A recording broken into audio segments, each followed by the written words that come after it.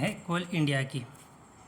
आज के दिन की बात करें तो ऑलमोस्ट 1% तक की गिरावट के साथ स्टॉक ने क्लोजिंग दिखाई है।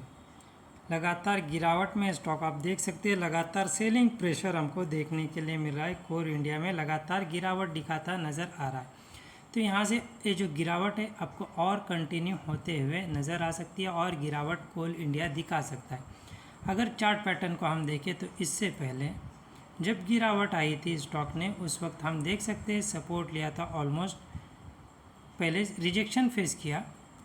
जब रिकवरी आ रही थी 360 के लेवल पर, अगेन सेम लेवल से सपोर्ट लेकर बाउंस बैक किया और फिर रिसेंट हाई को ब्रेकआउट करके लगातार तेज़ी दिखाई है।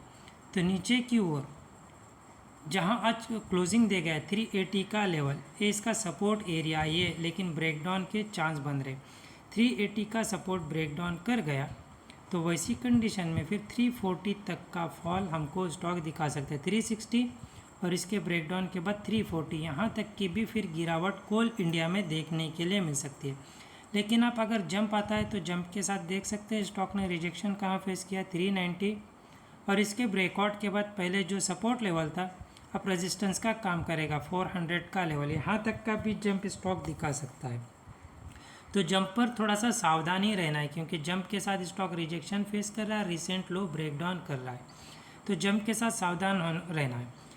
400 का लेवल ब्रेकआउट करके अगर स्टॉक इसके ऊपर 2 से 3 दिन सस्टेन हो गया, या हम बार बार यही बात कहते हैं, अक्सर दोहराते हैं कि 2 से 3 दिन सस्टेन, 3 से 4 दिन सस्टेन, क्योंकि जब कोई स्टॉक गिरावट में होता है और मेजर रेजिस्टेंस जो इसका होता है, उस रेजिस्टेंस को ब्रेकआउट करने के बाद उसके ऊपर सस्टेन होना इम्पॉर्टेंट रहता है।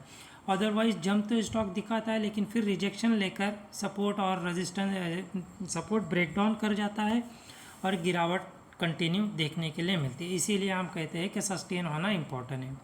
तो 400 के ऊपर सस्टेन कर जाता है तो फिर नेक्स्ट टारगेट ये जो इसका है 430, और इस बाउंस बैक के साथ फिर 450 से लेके 480 तक की भी रिकवरी कोल इंडिया दिखा सकता है। लेकिन फिलहाल सेलिंग प्रेशर बन रहा है, तो ब्रेकडाउन कर गया तो 360 और फिर 340 तक का फॉल दिखा सकता है। वीडियो एजुकेशन पर्पज़ के लिए कोई बाय सेल या होल्ड की सलाह नहीं दे रहे।